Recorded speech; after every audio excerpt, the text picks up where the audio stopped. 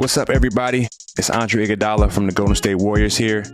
It's my pleasure, on behalf of New Amendment and the Point Forward podcast, to invite you all out on Friday, March 10th, to Beyond the Big Ten live recording taking place at Over Under Sports Bar in Lincoln Park, Chicago. That's Friday, March 10th at Over Under from 3 to 7 p.m. Look forward to catching y'all there. What's up, everybody? Welcome back, and thanks for joining us. You've tuned into another episode of Old Terps podcast, brought to you by the good folks at New Amendment. Hell of a week, gentlemen. I mean, you gotta be absolutely kidding me. I think it'd be silly not to start this show by mentioning we were all in Salt Lake City. We all conquered Salt Lake City. And we all thrived in Salt Lake City. So, Kev, I think a lot of people would just want to know what kind of your experience was like there. Maybe we start off the show with that and kind of get into stuff after we talk about the big grown man stuff. It was a good time. Like I said, you guys all flew out Friday. We were there through the weekend. We had some fun in Vegas right after Salt Lake briefly. We were considering bringing out the microphones. I don't know if Reese put it in the bag, but the connection and the dogs were barking and the birds were chirping. We just couldn't get a pod out last week. But it was a hell of a weekend. My first experience at All-Star Weekend, I got out there Friday. I think people have probably heard of it before. It's not a relaxing experience. It's definitely not the let's go to the beach in Miami or Cabo and kick our feet up for the weekend. You're pulling a lot of different directions. You can kind of see firsthand why All-Stars, the guys who are in it year after year, maybe get sick of it a little bit or show up later and later every year. I think guys enjoy being on the court and being able to be out there competing, and it's all a show and it's all in good fun. But there's a lot of media, there's a lot of appearances you do, there's a lot of people around. So it is a lot. And so I was out there Friday and Saturday. Saw a lot of people around the NBA, so I had a lot of fun. My family got to go out. You guys got to go out. Had my competition Saturday night. Obviously did not go as planned, but regardless, the experience was super awesome. Got to stick around for the dunk contest. Afterwards, we had a little fun, went to dinners, and then we're able to enjoy the rest of All-Star Weekend. But for my first experience, it was a lot of fun. If I was LeBron and it was like my 14th or 15th experience, you can see why those guys get sick of it. It's just there's a lot going on, but the NBA does a really good job. There's so many moving parts. Like I don't think I've ever seen so many sprinter vans. I don't think I've ever seen so much security. Like getting into the team hotel was like getting into the White House. There was like 3 security checkpoints. You had to be on a list for this, a room key for that. Like, it was so locked down with dogs. I think there was about 4 police dogs sleeping in the lobby at all times, just like they're on go. So there was a lot going on. Super, like the logistics of the whole thing is super impressive. Salt Lake City, pretty impressive. Did not really know what to expect out of it, but I thought they did a good job. What'd you guys think? I'll tell you what, those dogs started barking when Memphis came in, huh? Talk about Memphis. Memphis gets off their sprinter van. Everything's calm and chill. Then we got Memphis coming off their sprinter van, and dogs just start going crazy. I will say, like, no comment. Yeah, I don't even want to comment on it. I don't even want to comment. No comment. No comment. I enjoyed it, though, Travel. I just think if you were to say, if there was one team, you're like, hey, a dog started barking, which team walked through the doors? Memphis is in your top 2 guesses. Absolutely. Let's just put it that way. Especially within the past couple weeks, all the BS that's gone on behind their team, and like, we're this, no trouble in the West. We just lost 9 straight. Oh, do we kind of suck? Shit like that. And out of nowhere, they just show up in the all black. They got all the black shades on. Sprinter van was tinted out black. I mean, they're swaggy as fuck, I'll tell you what. But it's something about the guys, I just don't like them. Didn't get along with them. The Sprinter van comment was underrated because you did walk out of that hotel lobby in the front. And you never seen like an Uber line where there's like people waiting for their Ubers, this and that. And there was just 19 Sprinter vans posted in every single color. And you get in your Sprinter, you leave, and there's 4 more behind you. I've never seen anything like it. Well, how about leaving the game, who we saw before getting in the Sprinter van? Shout out Mark Cuban. I heard he wants to come on the pod. That's just the word around the street. Good guy. I looked Mark in the eye and I said, listen, man, I got a business idea. You're going to love it. I gave him a 30-second elevator pitch. He shook my hand and said, son, you're going places. Whoa. And I said, damn right I am. Talk. This was like picking up a chick. We were walking out of the arena Saturday night, and you should have seen Andrew, Reese, Travis. It was like Radar O'Reilly, like boom, right on them notice, like, wait, Mark Cuban's behind Mark. Like, how do we initiate a conversation? And then there's Reese. Right away, Reese is just like, I got it. Walks right up to the guy. I think, would you give him your card? Said if you ever need a ride anywhere. Yeah, was that bro, like your opening line? Don't give him credit. Wow, he shouldn't get credit for that. It was the weakest, softest. If I was Mr. Cuban, I would have turned her. I would have said, "Son, get out of my face." Reese marches over with his. Wow. Said, hey, you two Mr. couldn't even hear. You were so far away. Bro, you looked like wet bread. It was so Can I get a soft. selfie? You were soft as wet bread. Can I get a selfie, please? That's and he looked crazy. you up and down. And he said, I shouldn't give this kid a picture. But he did, because he's a great guy. He saw me, he saw Drew, he saw some businessmen. He said, you know what, let me hear what these guys are working with. Let's get down to Let's business. not give Reese. Literally, you guys know. Van. We were standing Next in thing front you of know, our I might be his next financial advisor. Bro, You don't know. Reese The way he was walked big. up to him. He was a big fan. Reese big walked fan. up to him and said, "Mr. He said, call me fucking Mark, son. And do you want a picture or no?" Y'all didn't say a word to Mr. Cuban. I don't want to Mr. hear. Cuban, nice to meet you. It was impressive. I did turn around and these guys had a full conversation going. It's just like, wow, okay. Like, hey, talk about the pod. Give a shout out. I left that conversation and he said, Drew, he said, you can call me Q. The rest of your buddies, except for Trav, can call me Q as well. Reese, I want you calling me Mr. Mark Cuban from here on out. I like it. Keep it professional. I hope so. I'm a fan.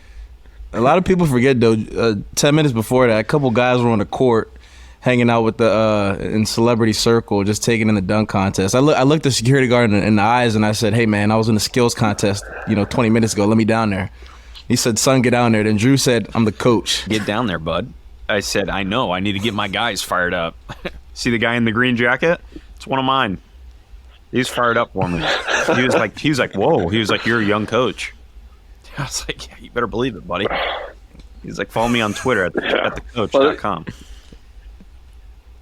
think the moral of the story is act like you've been here before. That's it. If you just act like you've been here before, you go places. That's what I told. Correct. That's what I told Travis. I said as we were walking down, these guys cannot stop us. Just act like you know what you're doing and walk down. Of course, I turn around and I see Reese and Brendan stop by the security guard saying, those two absolutely not. They don't belong down there. Reese is sitting back there twitching This guy's out. lying again. Act like I wasn't on the court, though. Reese looked like TJ McConnell. That's true, you did. Taking charges. Why? Well, the best part is we did leave. Sunday we get to Vegas. Very, very hungover. We all were. And boom, the Terps are on. The Terps are on. We got to the hotel, the sports book, big old TV. We had some nice lunch and watched Maryland lose at Nebraska, which was not a good sign for the rest of the weekend, but I enjoyed the atmosphere that we got to watch that game in. Had some very mediocre chicken tenders. Dude, the worst. Some decent tacos, but those were the worst. those things were the worst. Not only that, but we had half the guys at the table just stealing everybody's food. Sorry, I'm getting off topic, but I mean, Kevin at one point just started. Say to my name. First off, Kevin stole 2 wings from me. Didn't even ask. Just sat there, brought his plate out, and just started ripping nugs off my plate. But I respect Kevin because Kevin looked you in the eyes as he reached his fork over and took your chicken tenders. I respect the guy. He looked you in the eyes. You knew what he was doing. And he did it. Reese, trying to be a little slick guy over there, is sneaking his hand under the table and trying to freaking. All right, now I don't. Come on, fellas. Tighten up. Everybody tighten up. where are we going here? Slyly trying to steal a couple chicken wings without anybody noticing. Even David saying, Be "Whoa, a man." Hey, wipe that. That never happened. All right, so let's at least get into the X's and O's a little bit of Nebraska, Maryland. So let's just put this out here. Jameer Young is real deal business, and if Hakeem Hart continues playing, kind of how he has been. I don't know a team in the Big Ten that could actually beat them on a neutral court. Like, I really don't. Like, and that's saying a lot from where I was 3 weeks ago. But those two are playing really well. Dante contributes, and Julian Reese keeps getting to his spot, throwing a couple tray balls by Carey. Get out of here, man. It's a Julian good point, Reese but deserves his. No, I just wanted to mention one thing, because you believe that on neutral court they're dangerous. I want to know. Understand. Early in the year they beat Miami neutral court. They won some big games neutral court, but I don't know. At Xfinity, these guys are a top 5 team. Yeah.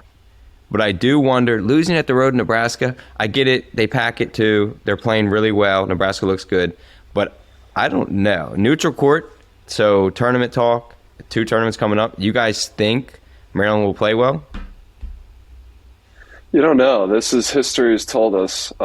This is usually the time of year where things go stale a little bit. We have not had a great history. At least I never did. Big Ten tournament.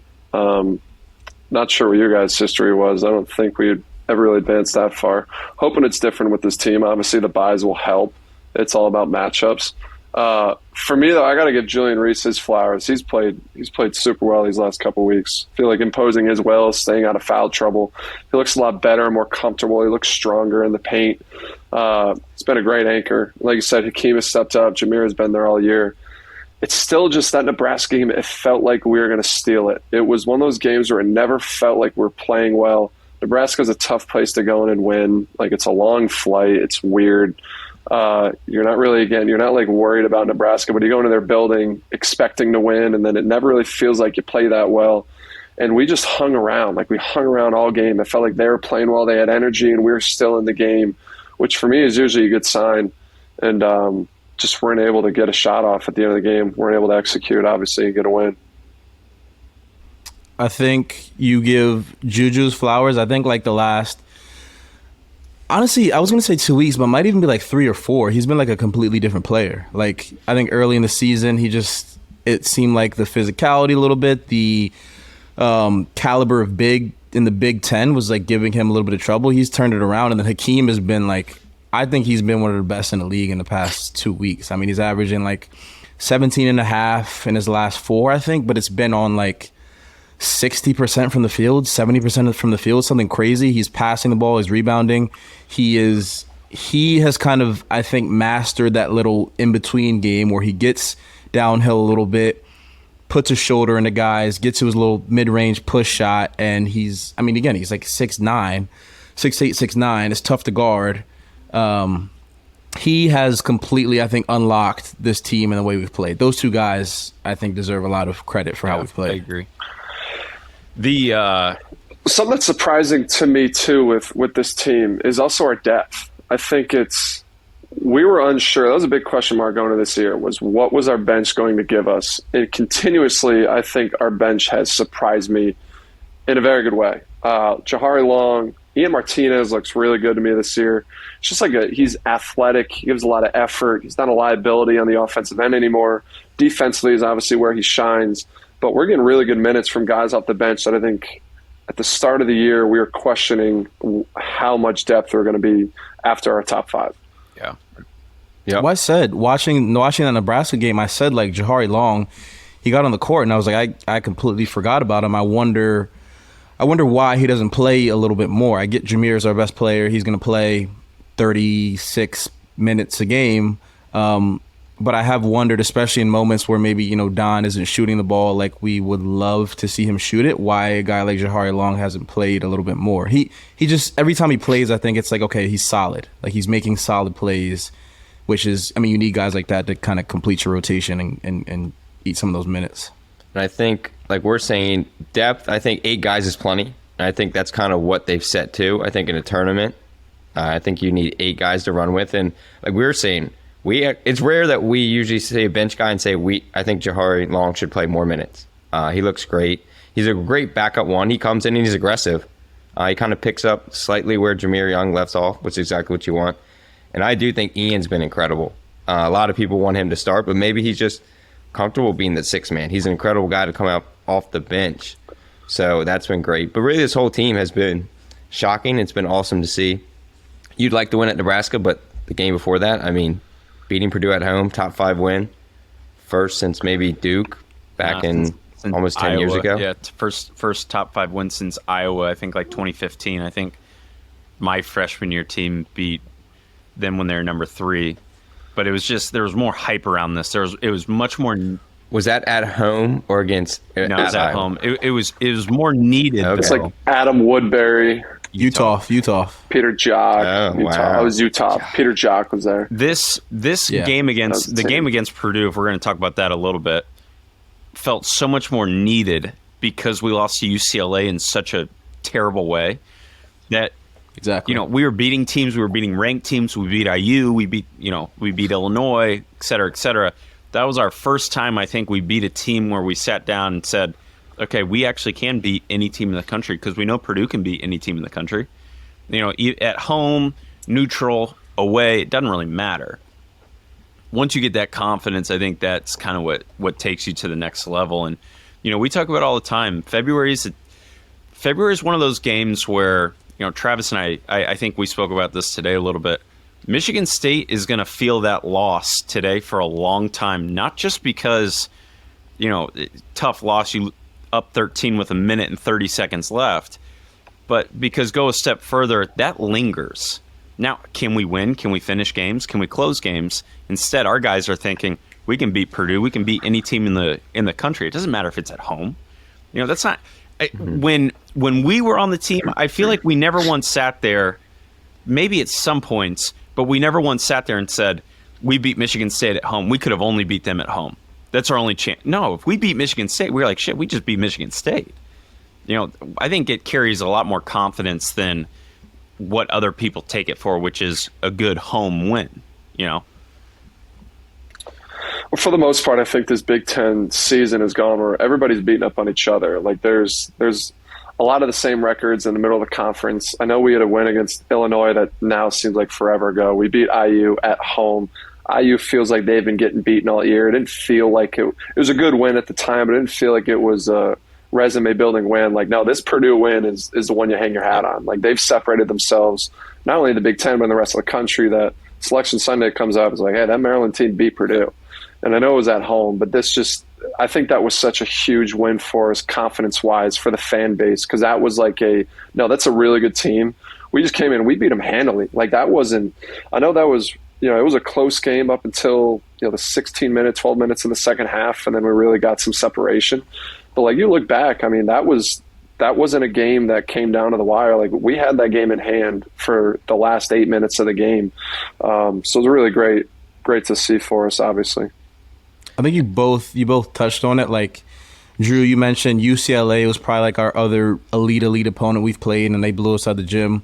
And, Purdue is not – that is like an elite basketball team. And, like, we've gone a lot of years in Maryland basketball, I think, where, like, that is what we've been striving for, is to say, like, we want to beat these elite teams. To actually go out and do it was, I think, super impressive. And I think, Kev, you just touched on it. Like, the way we kind of got that separation in the second half was – I mean, I think it was monumental, right? Like, basketball is a game of runs. Every team's going to have spurred ability and things. But for us, that game, and I think like the last 4 or 5, to be able to put together those just massive runs in the second half of games, that's something where you say, like, okay, in March, in these late, tough, contested games, we know if we get to this point 15, 10 minutes in the second half, like, we have the ability to go on one of those big runs and kind of blow a game open, which not every team can do. Do you remember...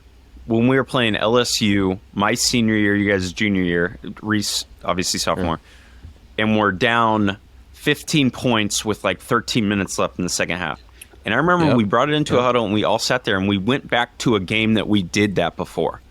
And we were like, we know we can do this. We're on a neutral court. We've done this before. Now let's just implement it. And guess what? Then it's 12 with 12. Now you're playing point a minute. Now you're 10-10.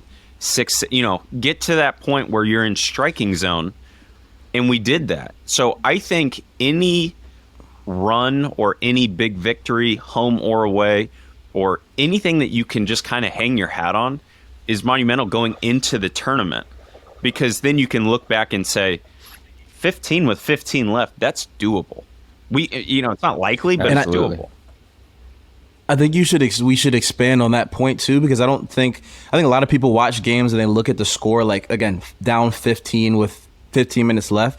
But like when you're in a game, if you're a coach or a player, you're not looking at it like we're down 15. You're looking at it like, let's win. Let's get a 6-0 run going. Let's get this in the single digits. Let's get this down to 7 at the under 8 timeout. Like, that's how people approach these games, where it's not like, Drew, you talk about it all the time. And it's like you're watching a game and you're like, okay, if we could get this down under 10 by this media timeout, we have a chance, right? Like, that's how people approach games, which, again, magnifies this whole spurt ability, game of runs, ability to do that type of thing. I'm a huge point a minute type of guy.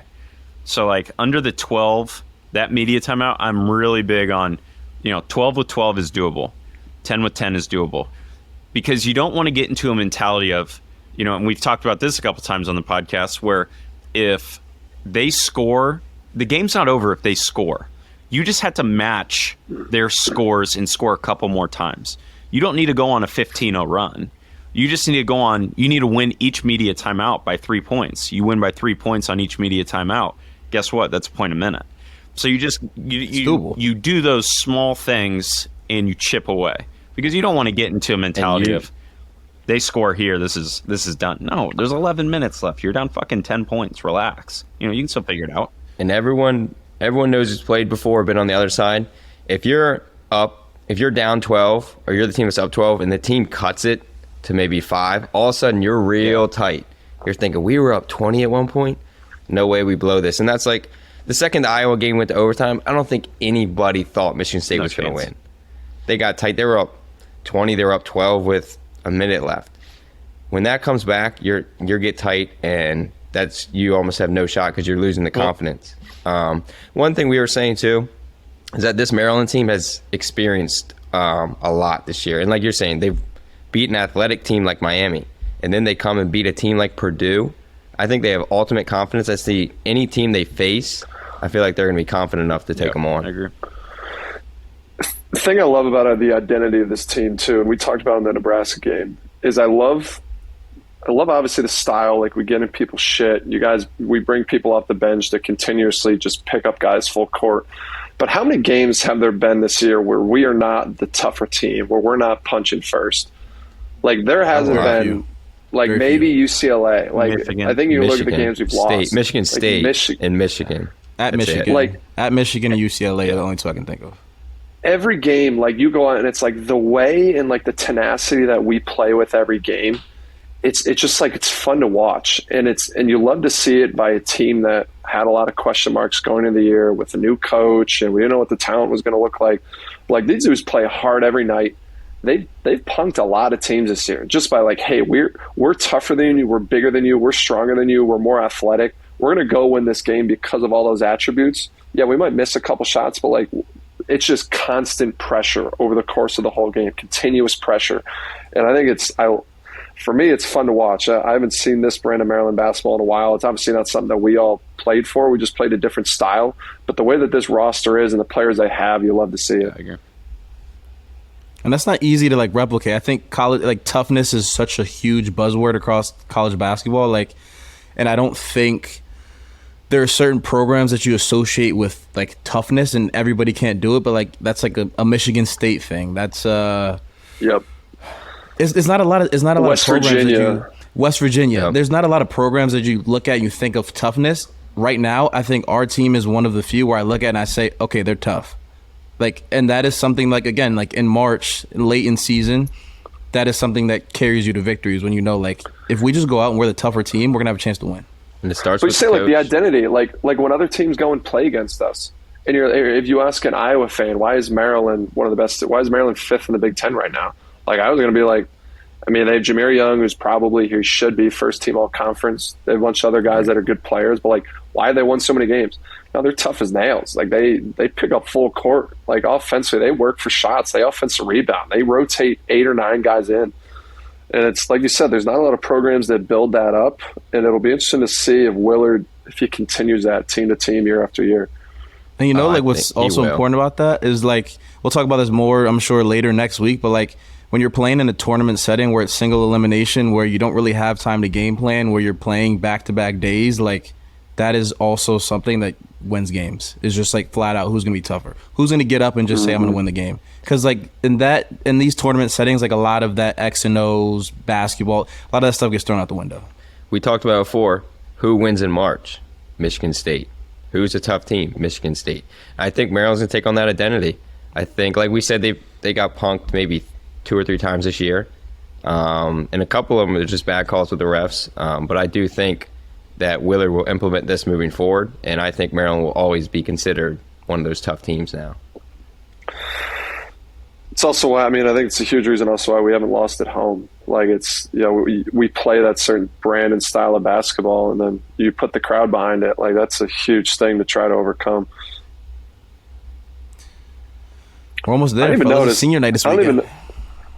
Senior night, and I don't even know, like we could pass right over the Minnesota game. Like I feel like Nebraska, I didn't even realize we played Minnesota. That was the game we were supposed to win at home.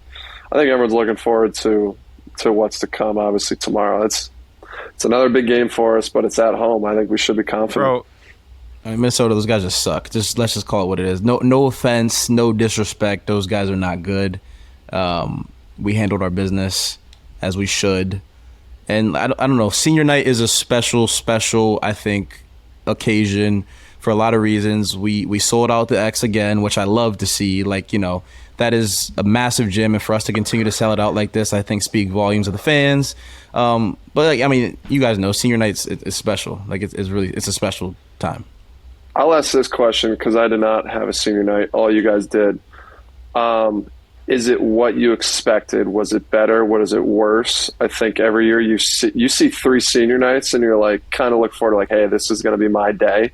Was it like, oh no, like this was cool. I got my jersey and the flag. I took a picture. Was it kind of like, yeah, it was a little overrated. Mine was funky during COVID, so not a lot of fans. But that was the first time fans could come. My parents were there. It was cool. And surprisingly, Turgeon started me. I did not expect that. And the only reason it was a lot of fun at first is by the time I got subbed out, we were up 11-0 against Penn State. So that was fun as shit. We couldn't miss. I didn't shoot the ball, but I was out there running around. We were up 11-0. Wiggs cashed like 2 threes. Darrell might have hit a 3. Nothing was going wrong. So that felt crazy. I got subbed out. We're up 11-0. I was like, on the stat sheet, you're plus 11. Yeah, I was. Oh, and then he put me back in later. They came back. I was probably like plus 15 that game, but we lost. So that sucked. But Penn State came back and beat us. It was but it was fun to start. And like you said, it was cool. Family was there. The pictures taken. Getting your jersey framed. It just shows the hard work you put in for those 4 years. My senior day was different a little bit too, just because we were right on the edge of seeding. So we had to beat Minnesota. And Minnesota wasn't bad. They were right on the edge of seeding too. So like that was a big, like what if game for us. And I remember going up to Turgeon, everybody was just hounding him because he didn't start the seniors the year before. And they were just heckling him like, hey, you got to start. You got to start him. You got to start him, I went up to Turgeon and I was like, you better not start me. Like, if we go down 14 and lose because of me in the first 4 minutes, that'd be the biggest joke of all time. Absolutely don't do that. But I do remember senior day was one of those days where it was, you get to go to the middle of the court, you get to hold the plaque, your family's there, all your friends are there. If you win the game, it's going to be a hell of a night. It's one of those where I think it's something that you'll always remember. You have a good picture and throw it up on Instagram. Probably got 5,000 likes. You can't argue with that any day of the week. Something light. Something light. That's 5K. 5000. I think for me, look, I'm not a guy that peaked in college, right? I'm gonna peak when I'm 35, sitting on a pile of money. Love it. It is what it is. But to this point in time, it is tough for me to pinpoint a better day in my life than my senior day. Electric. Because it was cool. Taking the picture was cool. Having my family on the court was cool. Having a banner with your name on it, all that is great. And I think it is like a great testament to the work that you put in. But that day was us versus Michigan. It was a Sunday. It was noon. And it was you win, you clinch a share of the Big Ten title. It was point blank simple. You win, you get it done. You don't. You'll be forever remembered as that team that botched the 3-4 game lead in the Big Ten standings. You win, you'll have a banner with your name on it and X forever, and they'll say this is the first team to ever win a Big Ten title. And Turgeon, I had the same conversation that Drew had. He looked at me. He was like, look, I was going to start the normal guys. How do you feel about that? And I was like, look, man, I start them, win the game. I couldn't care less. All I care about is we win the game. We went out. Anthony was great. Eric had a great game. I think everybody played well. We won. I got in at 40 seconds left, a minute left. I dribbled out the clock. And we partied. We had a hell of a day. Kev was there, back in town. Because it was Kev's senior night too. He just wasn't on the team. It was Kev's senior night too. His bum ass wasn't on the middle of the court with us. He was out there, making a lot of money.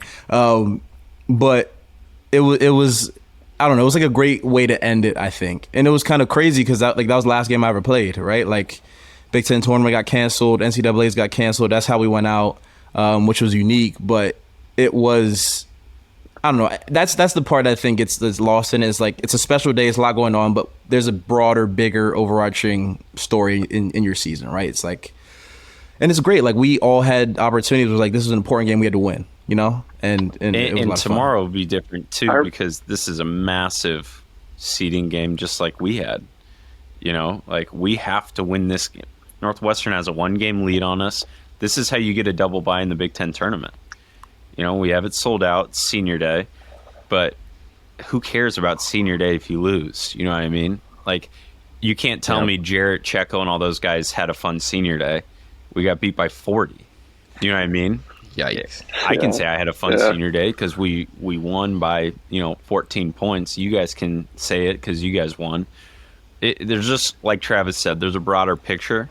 And while I do think it's a day with singular focus on the seniors, if you have the right team, it's never a singular focus. It's still about the broader picture of, okay, we need to win this game. Yeah, this will be fun for a minute, but then let's lock in and let's do what we're supposed to do here, and let's get a double bye in the Big Ten tournament.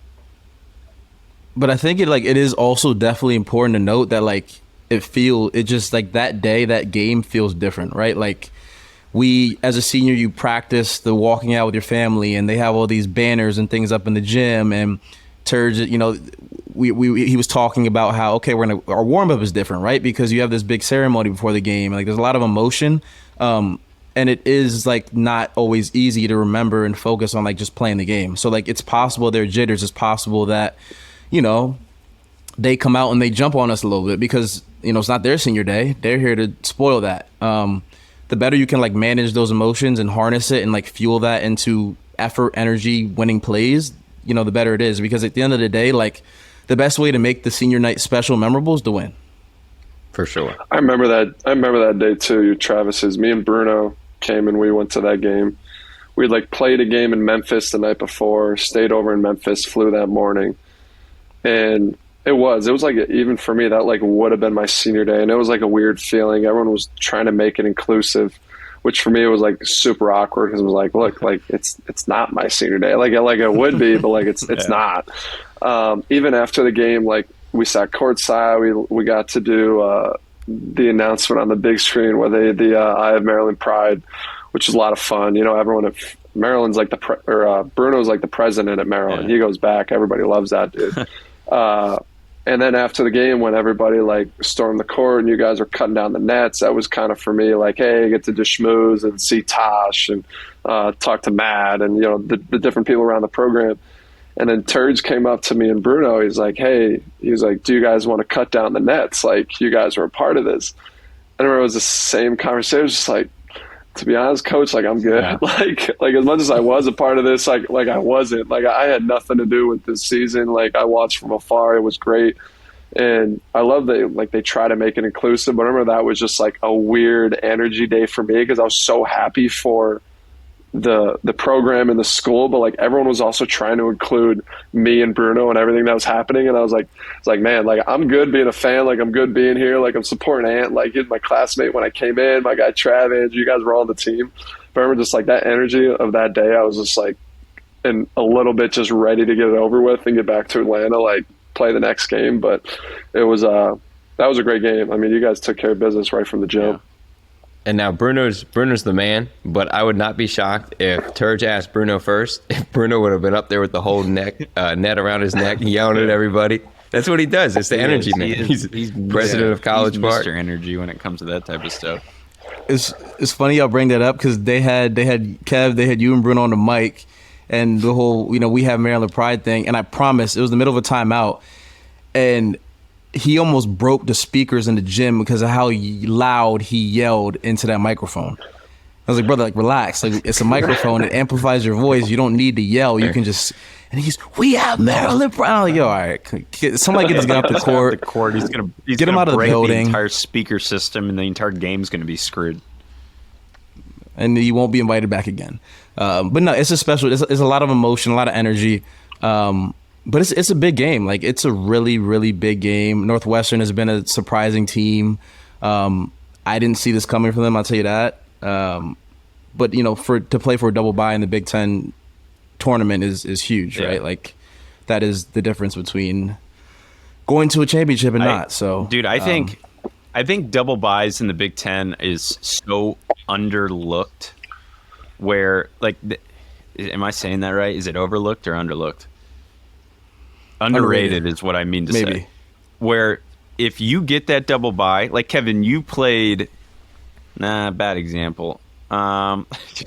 This freshman year, our freshman year with a double bye, we got smoked. I know, but I'm thinking when I was a freshman, we made it to Saturday, and so we played Nebraska the first day, then we played Michigan State the second, and I remember that was like, bro, 2 games in 2 days was really, really rough on a lot of those guys. Like Mello was playing 38, Jake Lehman was playing 38, Diamond was playing a lot, Rob Carter. So it was like, if you don't have that double bye and you're playing 3 days and 3 days just to make it to the semis, then the fourth game, it's rough, man. Like those minutes add up. And I know, Kevin, you're a little bit more used to it in the NBA, but when you are only used to playing 1 or 2 games every week and then you go to 3 games in 3 days, it's tough. It's also the Big Ten, bro. It's a lot of every team is good. Not every team's great, but they're all good. And it's like, if you don't get a double bye, your first game just to make it to that round might be a Michigan State. So you want to get that double bye so you can let those teams let Rutgers play Michigan State and beat up on each other. You don't want to play that game just to make it to that next round. Reese has nightmares about Michigan State, as you can tell. Oh, I love Michigan State. Reese does not want to see Michigan State at any part at any point in any season. Yeah, we own them. I'm scared Izzo will whoop his ass. Izzo will beat the shit out of you. No, they did say I was in the game, and they were like, foul his ass. The one coach was like, don't even check him. I looked over. It's mad disrespect. That is mad. They don't mess around, bro. I'm telling you, dudes do not mess around. No, it's because they were pissed, bro. We kept cooking. My senior year, we just kept beating them. And we expected to beat them, and it was funny. Michigan, we could not touch. But Michigan State, we beat Tom Izzo every time we saw him. Which is rare. Hang on. Just because I get paid to say this, scouting report, Northwestern, and I in fact do not get paid to say that. But scouting report, Northwestern, real quick. Let's rip them up real quick. Maybe the hottest team in the Big Ten, period. I know they just blew a 25-point lead at Illinois. Illinois is a really, really tough place to play, and we talk about runs a lot. Illinois is one of those places where they get 2 to 3 big runs of 7 to 8 to 9 points, and they just put a couple together. Sometimes you just can't stop that. But Northwestern as a whole, bro, they're good on the road. Like, they beat good teams. They beat Wisconsin. They beat IU. They beat Ohio State. I know Ohio State sucks.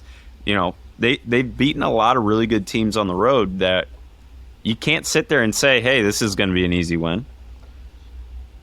And, like, not only have they beat people, but I saw a stat the other day, and it was like Northwestern has won, I think it was 4 conference games by 13 points or more, which is like, I mean, it's a Big Ten conference game.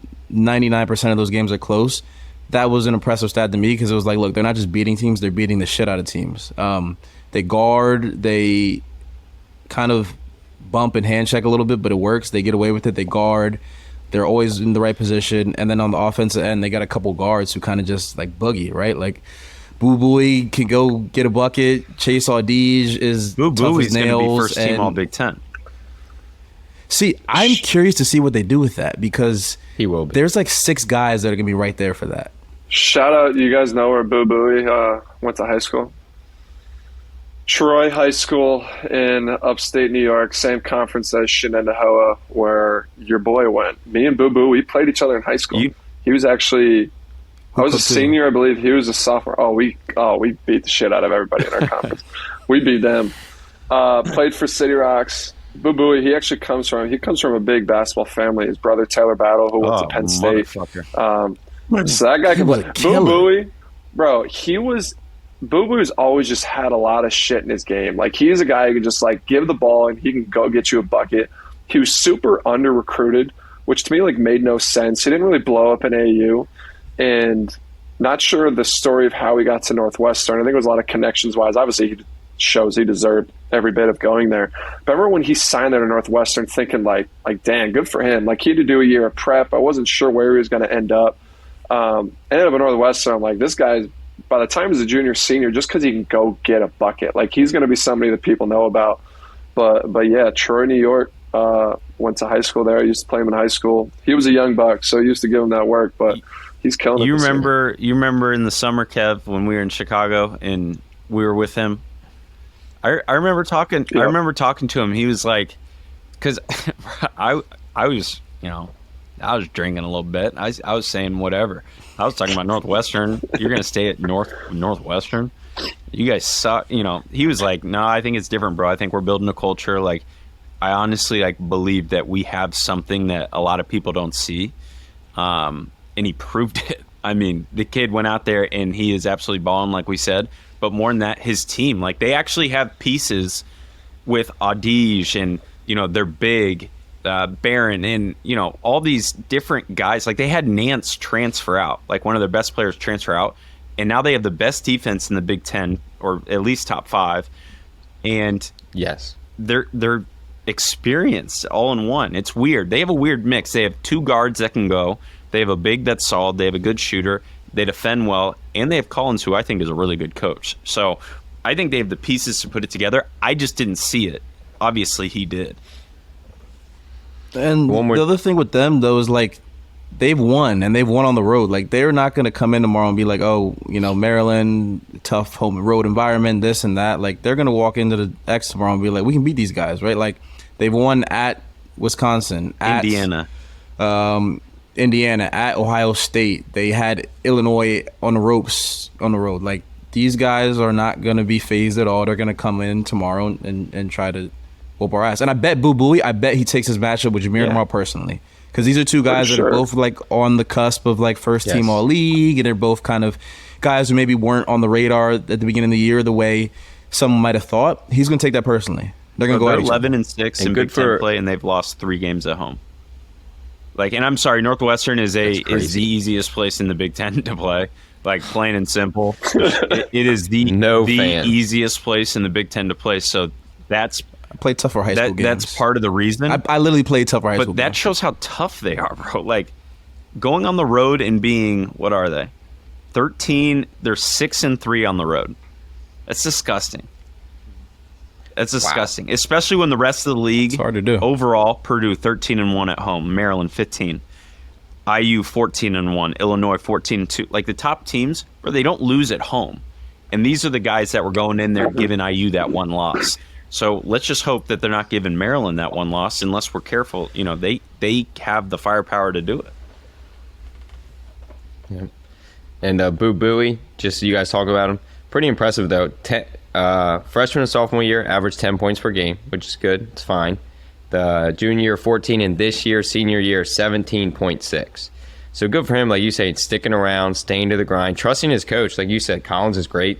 He's doing a good job there, and really sticking it out and averaging 17.6 in the Big Ten is really impressive. What did Anthony average his senior year? 17-ish. 17, 18. And he led us, so good for Boo Booey. Northwestern, man, they made the tournament a couple years ago, and it rubbed me the wrong way crazy how they made that documentary about it. And it was like, you've been in Division I for 80-something plus years, and you're just now making the NCAA tournament for the first time, and you're making a documentary about it. Like everybody else in the country literally did this, like back like during World War One. So why are we making some massive show about it? That was a team that beat up. That was a good team.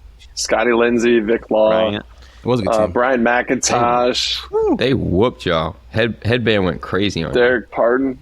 They didn't have a dude with a headband. Pardon. They did. Cooked y'all. Pardon. Ass. Cooked you guys. That was a good team, though. They should have been in the tournament. Been a lot worse if they weren't. Roasted. McIntosh is coaching there, I think. He was, last time I saw him, he was on he's the one of the bench. assistants there. But like Northwestern too is one of those teams where, Kevin, you say it all the time. Like at Nebraska, easy dub. At Minnesota, easy dub. At Rutgers, easy dub. But it's starting to shift a little bit, but that mentality is still there, which hurts the opposing team. Yeah. Like Northwestern is an easy dub. I don't care how you look at it. They can be 21 in the country. They could beat everybody in the world. And I'm still thinking, I could start at Northwestern. I could start there. You know? You should never lose to those guys. You should never lose to those guys. Shit ever. Like right away in your schedule, you look at your schedule, Northwestern, okay, that's a W. Okay, Nebraska, that's a W. Doesn't matter what Michigan State is like that. It's okay, crazy. That's a tough game. Ohio State, that's a tough game. Purdue, that's like right away. It doesn't matter who they are. Iowa, coin flip. Hey, we should beat them at home, but man, they're going to score it in their place. Like you look at the 1000%. schedule, Northwestern at home at the end of the year, we're beating that ass. Yeah. Like it doesn't matter how good they are. Bro, you Those look, how many times are we playing Northwestern? How many times are we playing Nebraska? You look at that and you're like, how many times Minnesota? That's how easy our schedule is or how hard. It depends how many times you get to play those guys. Bro, I remember. It's like in football. guys are Like 20 you look at Ohio State, Penn State, and you're like, okay, shit, we can beat everybody else. But like, loss. Okay, we're not beating those guys. Who do we have next that we can get to 6 wins? So like, it's flipped and do the same thing in basketball. Here's something real quick that a lot of people are asking me about. How do players on the team, and this is so funny because I have so many stories about us doing this, but how do players on the team think about getting into the tournament? And like, do they look at the schedule and do they look ahead, or is it really one game at a time? We're going to win this game and then we're going to go. I remember so many times we would have that little magnet on our fridge and we'd be sitting in the room. We're like, all right, fuck, we got at Michigan State, probably a loss. Like more than likely we're going to lose there. Okay, we got Nebraska at home, easy win. That's one. We just need 3 more.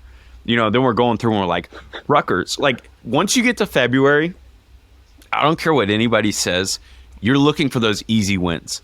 Any win you can get that says, hey, we're going to make it to the tournament if we get 4 more wins. Because that's how I always played it. I was always like, bro, you get to 21 wins on your season, you're more than likely going to the dance. 20 wins is really the threshold. So I was always counting. And I remember we'd sit in the living room, we'd all just be sitting there eating a bowl of cereal, and we'd be like, okay, at Michigan, you know, probably fucked. But we've got Minnesota at the crib right after. That's a win. That's one. You know, like that. And it's crazy because you'll ask a guy walk into a press conference and say, one game at a time, we're not focused on the rest of the season. All that matters is Northwestern. That's our only focus. They'll go back in the apartments. I used to sit with Anthony on the couch and we pull up the schedule and be like, all right, we got to win this one. We got to win that one. That one's going to be tough. It's impossible not to, right? Because you're worried about seeding. You're worried about winning games. I think everybody's going to say they don't do it. And when you lock in on a scouting report on a game, like that's all you're thinking about, really, kind of. But like big picture, I think everybody does it. It's impossible not to. The best part is when you schedule like 5 games out. You're like, okay, if we go 3-2, we're in. Now if we go 4-1, we might be a 3. We might be a 6. You know, but the worst is usually you go like 1-4, and then you're like, all right, I don't know, what are we doing here? Like this is supposed to be a win. This is supposed to be a win. Now you're going at Michigan State, and you're like, holy shit, we got to win this one. Luckily, we're in a good position. Now, the tough part is after this, we got 2 road games. So this is kind of like, you need this one. It's a home game. It's a winnable opponent. I think Northwestern could be 5th in the country and still say you should beat the shit out of those guys. You got to have it. Yeah, because I think it's into the last 2 games. Like Ohio State hasn't won in forever. That just means like they're due. and we never win at Penn State. And they have we good never players. win at Penn State. And I'm sorry, but Penn State has to win that game to get into the tournament. They are like Correct. maximum bubble. They're teetering back and forth. They're not a great road team, but they are a really good home team because it's tough to play there. That's the last team you want to play. That's the last team you want to play, is the team that has to win. Like, at this point in the season, if you look at any game on the schedule and you say who's going to win, probably the team that has to win it. Ohio State hasn't won a game, by the way. They've lost 11 of their last 12. That's absurd. Is Holtman on the hot seat? Oh, yeah. Bro, I think he just signed an extension. The thing is, like, they've been so his whole thing, I think, for years has been like, they never were great. They never won a bunch of games in the postseason, but they were always good. Like, you always knew they were going to be a pretty solid, decent team. And now it feels like the bottom kind of fell out this year. And guess what? It's 2023. Evan Turner's not walking through them doors. Like, but here's the thing about it too. Not like we know any of these coaching candidates, but it's not about who you fire. It's about who you hire. Yeah. If you're Ohio State, who the hell are you going to go hire after Chris Holtman? Like, he's proved it in the two colleges before he was. Like, it's so tough to win in college basketball. He's definitely not on the hot seat. It's definitely like this. Hey, this didn't go as well as it should have. He's got a little bit more reign there, but like, unless you got somebody else walking through those doors, that's for sure another home run.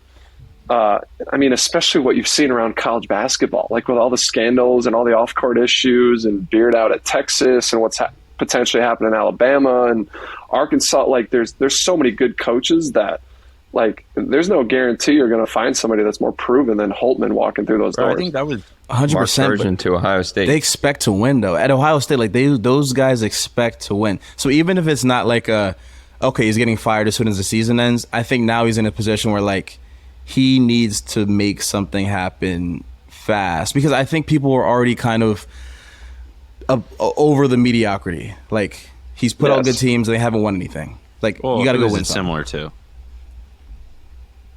Mark Turgeon. I mean, we're just like naming Mark Turgeon. Like, bro, if you look at their both records, regular season, probably phenomenal. I mean, probably always 3rd through 6th in the Big Ten, which is hard to come by.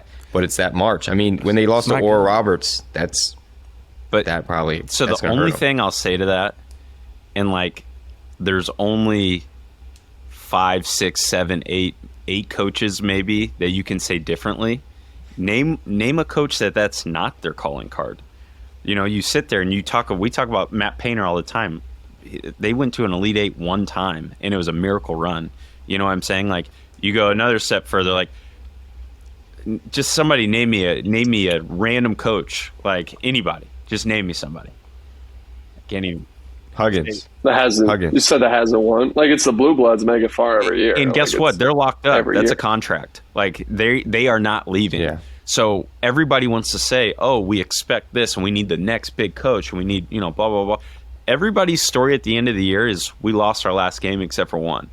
And 90% of these coaches is the same story. Good regular season. They might win a game in the tournament. And that's a good year for most people. But when you're in, when you're talking about programs like Ohio State and Maryland that their fans expect it so much, it's really, really tough to produce that type of result, especially quickly. Because I'm sorry, there's these colleges that are not ribbit. There's just colleges that there's Ohio State is like such a big brand. Like, Maryland's like a big brand. Like, they expect to win, but like the history behind it is not like year after year consistency. Like, you have so many highs and lows that these programs go through that there's very few programs that sustain it, and that's why these coaches are special and why you got to hold on to them when you have them. Yeah. I think you guys are so right. I just think people don't think like that, unfortunately. Like, it's always, what have you done for me lately, and in terms of championships and postseason wins. But you guys are totally right. Like, it's not easy to do that in college basketball. How many national championships has Maryland won in 120 years? Guess what? That's just, I mean, it's tough to win. Like, that's just plain and simple. And I know all these fans want to, talk about, and I'm not blaming them, because, like, I do think the standard is winning a national championship. I really do. But there also is a realistic expectation to never run out a coach that could produce those results, which Holtman, you never know. Like, I think he's good enough X's and O's wise to produce that type of result. I think Ohio State's a big enough place to get good enough recruits for him to put it into motion. So you just want to start, figuring out little things to keep coaches around, where the expectation, if you only go to a Sweet 16 or if you only go to a round of 32, don't kick them. Let the program build a little bit. You need more than 1 year. And real quick, and that was Willard talked about that when we were there preseason and we were asking him the difference between Seton Hall and Maryland. He talked about the potential of Maryland just being so much greater. He could always get at Seton Hall. He could always get a really good player. He could always have a guy. It was tough to get 3, 4, and 5 guys at a place like Seton Hall that could truly go and compete for a national championship. And he said ultimately he feels like Maryland is a place I can go get 5 guys that are all elite level prospects that are quote unquote guys I would have had at Seton Hall. That you talk about the potential. Maryland's a program that could be that, but like you said, 100 and how many years you got one national championship? There's more lows and a lot of times than there is highs. You just ride out the highs. Yeah, I agree. Word on campus. You guys think that was word on campus, or we got word on campus? Who's got something? Anybody got anything you want to talk word about? On campus. We're talking about senior day, baby. Senior day. Senior days. I didn't sleep the night before my senior night. I think the guys are itching? Because 4 years goes by so quickly. It goes by so quickly, and to think this is your last game at home, it's tough to fathom almost that it goes by that quickly. I'm gonna throw it out there. There's not gonna be a much better senior night than Travis Valmon's and Anthony Callan's and Will Clark's. I mean, that was unreal. Because the boys, we almost did not win the Big Ten. And it came down to one game. And like Travis said, you either go on that court and you're a Big Ten champion and you're known forever and that's your senior night, or you lose. It's really embarrassing. And it's probably the worst senior night. So that was an awesome night. Slept on the floor that night. The bed was right there. Lit up? Totally slept on the floor. What'd you say? You got lit up? I don't think we made it to class on Monday. That's all I'm going to say. I don't think we made it to class on Monday. It was a Sunday. I don't think we made it to class on Monday. A very important rule about winning at any level. You celebrate the wins. You celebrate the wins. We celebrated for a week. I was a huge morale guy when it came to wins. Huge. I was big on energy toward wins is always good energy. Winning is so contagious. You just got to let that thing. But guess what's more contagious? Losing. That's why you celebrate the hell out of the wins. I mean, it's not easy to sustain winning in college basketball. You know what we are? You know what we are on this podcast, though? Winners. I know a lot of guys, I would say I'm a big-time winner. And you know what winners do? Winners do win. Okay, so we know senior night's coming up tomorrow. Everybody's fired up. Everybody's excited. Northwestern, let's just hope that we just give you guys a little bit of a red bottom. We'll go into next week. We know we're going to spank Ohio State around, and then we're going to close out the year right. So hopefully we can get a double bye into the Big Ten. We're going to be talking about the Big Ten tournament next week. We're fired up. It's starting to get March. We want to start trending upward, not sideways or down, and I think we're in that right direction. So this is another episode of Old Terps Podcast. We appreciate you guys listening. Fired up for y'all. Senior day tomorrow. Get the boys rolling. How great are we? The best. Beyond the Big Ten is a network of podcasts that aims to be your go-to resource for all things Big Ten. We cover the entire conference with shows hosted by ex-players and athletic alumni, aiming to be your go-to source of information and entertainment for your favorite team. Hosted by ex-Big Ten players, media, and insiders, our podcasts are focused on giving diehard fans and those alums an inside scoop about the teams and people that make the Big Ten Conference one of the most watched and most talked about conferences in sports. We're excited to talk Big Ten basketball with you wherever you may be. Subscribe now.